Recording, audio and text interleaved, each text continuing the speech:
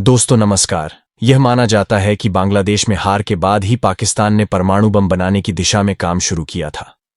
पाकिस्तानियों के मन में ये बात घर कर गई थी कि अगर परमाणु बम बन गया तो दोबारा ऐसी बेइज्जती नहीं होगी। लेकिन इसके पीछे की कहानी इससे ज्यादा है। देश दुनिया की ताज़ा खबरों के लिए कृपया हमारे चैनल को ज्यादा से ज्यादा शेयर और सब्सक्राइब करें। बांग्लादेश में चल रही उथल पुथल ने पाकिस्तान के परमाणु बम को चर्चा में ला दिया है। हाल ही में ढाका यूनिवर्सिटी के एक प्रोफेसर ने बांग्लादेश को परमाणु संपन्न बनाने की बात कही है। प्रोफेसर शाहिदुज्जमान ने इसके लिए पाकिस्तान से परमाणु संधि करने की बात कही है।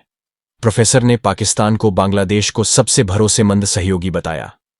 इस बयान ने इन चर्चाओं को हवा देनी शुरू कर दी है कि क्या बांग्लादेश परमाणु शक्ति बनने की राह पर चल रहा है। साथ ही एक सवाल भी उठता है कि जिस बांग्लादेश की जमीन पर पाकिस्तान को शर्मनाक हार मिली, क्या आज उसी बांग्लादेश को पाकिस्तान परमाणु संपन्न बनाने में मदद करेगा।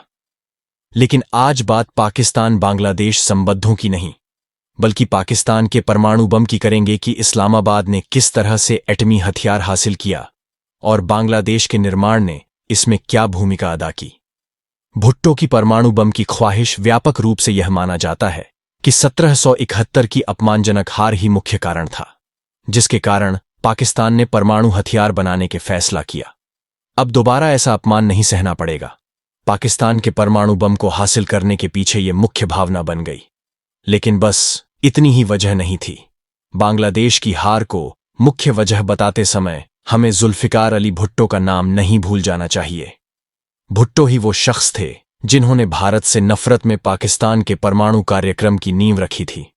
भुट्टो ने पाकिस्तान के लिए परमाणु हथियार के विचार का नेतृत्व किया। बांग्लादेश युद्ध से कई साल पहले भुट्टो परमाणु हथियार के सबसे बड़े प्रचारक के रूप में उभरे थे। भुट्टो उन लोगों में थे जो भारत में बम बनाने की बहस पर करीब से नजर रख रहे थे।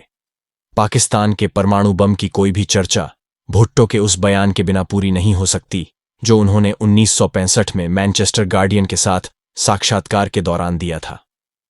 भुट्टो ने कहा था, अगर भारत परमाणु बम बनाता है तो भले ही हमें घास और पत्ते खाने पड़े, भूखा रहना पड़े, हम भी परमाणु बम बनाएंगा। हमारे पास कोई दूसरा विकल्प नहीं बचेगा। परमाणु बम का जवाब सिर्फ परमाणु बम ही हो सकता है।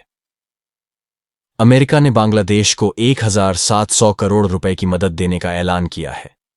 इस मदद के लिए बांग्लादेश के वित्त मंत्रालय के एडिशनल सेक्रेटरी 8K बैम शहाबुद्दीन और अमेरिकी अंतर्राष्ट्रीय विकास संस्था USAID के डायरेक्टर रीड जे एशलिमन ने ढाका में एग्रीमेंट पर साइन किए। इस दौरान बांग्लादेश और अमेरिका के बीच हुए development objective grant agreement DOAG में 6ठा संशोधन किया गया। बांग्लादेशी वित्त मंत्रालय के मुताबिक इस मदद का इस्तेमाल युवाओं के कल्याण, स्वास्थ्य सेवाओं को बेहतर करने और व्यापार के अवसर बढ़ाने में किया जाएगा। USAID के बांग्लादेश मिशन समझौते की जानकारी X पर पोस्ट कर दी। अमेरिकी डेलीगेशन से मिले बांग्लादेश के चीफ एडवाइजर आज 15 सितंबर अमेरिका का एक हाई लेवल डेलीगेशन बांग्लादेश के दौरे पर पहुंचा। इस डेलीगेशन में अमेरिकी विदेश विभाग के south and middle Asia bureau के सहायक विदेश मंत्री डोनाल्ड लू भी शामिल हुए। रविवार को ढाका में बांग्लादेश की अंतरिम सरकार के चीफ एडवाइजर मोहम्मद यूनुस ने इस डेलीगेशन के साथ मीटिंग की। मीटिंग के दौरान यूनुस ने बांग्लादेश के हालातों को पटरी पर लाने, देश में रिफॉर्म करने और चुराई गई संपत्तियों की वापसी के लिए अमेरिका से मदद मांगी। यूनुस ने अंतरिम सरकार के सामने आ रही चुनौतियों को भी अमेरिकी डेलीगेशन के सामने रखा। साथ ही अंतरिम सरकार द्वारा किए जा रहे कामों को भी गिनाया। कर्ज में दबा बांग्लादेश ब्याज नहीं चुका पा रहा। राजनीतिक संकट का सामना कर रहे बांग्लादेश के सामने आर्थिक संकट भी खड़ा हुआ है। कर्ज में डूबे बांग्लादेश से रूस ने 21 अगस्त को चिट्ठी लिखकर करीब 5300 करोड़ रुपए का ब्याज चुकाने के लिए कहा है। रूसी अधिकारियों ने ब्याज चुकाने के लिए 15 सितंबर तक की डेडलाइन दी थी। रूस ने बांग्लादेश को न्यूक्लियर पावर प्लांट के लिए 1.6 लाख करोड़ रुपए का कर्ज दिया है। इस पर 4% के हिसाब से ब्याज ले रहा है। अगर डेडलाइन तक ब्याज नहीं चुकाया जाता है तो रूस बांग्लादेश से 6.4% के हिसाब ब्याज वसूलेगा। रूस के अलावा अडानी ग्रुप ने भी बांग्लादेश से बिजली बिल का बकाया करीब 6,700 करोड़ रुपए मांगा है। शेख हसीना के तख्ता पलट के बाद ये पैसा चुकाने की जिम्मेदारी अंतरिम सरकार पर आ गई है। शेख हसीना को बांग्लादेश के प्रधानमंत्री पद से हटाने की योजना के पीछे अमेरिका का हाथ था। इसका पता एक अमेरिकी सरकार के एक सीक्रेट दस्तावेज से चलता है जो अब सार्वजनिक हुआ है। इस दस्तावेज के मुताबिक शेख हसीना को बांग्लादेश की प्रधानमंत्री पद से हटाने की योजना 19 में ही शुरू हो गई थी। बस एक उचित अवसर का इंतजार किया जा रहा था।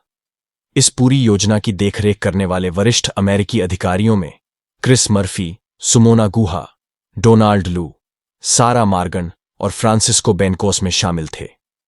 अमेरिका ने आरोपों को किया था खारिज। खुद शेख हसीना ने भी अमेरिका पर खुद को सत्ता से हटाने का आरोप लगाया था, लेकिन उस वक्त अमेरिका ने इन आरोपों को सिरे से खारिज कर दिया था।